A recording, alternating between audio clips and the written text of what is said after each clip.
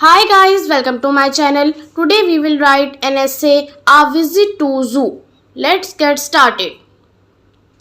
Last Sunday we visited the zoo.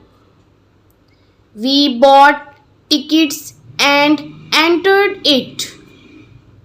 First of all, we visited the lions. We were frightened to see the lions. Then we went to the cages of monkeys. They were jumping, dancing, and chattering. We threw some gram to them to eat. Then we saw an elephant. Children were having a ride on it.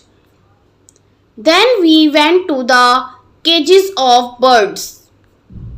Parrots, sparrows, and pigeons were chirping.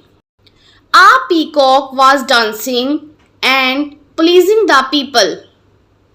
Then we saw rabbits, ducks, and cranes.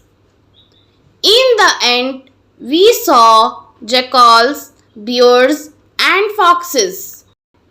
After watching all these animals, we had lunch. In the evening, we returned home. It was a memorable day for us. If you like this video, please hit the like button and subscribe my channel for more videos. Thank you.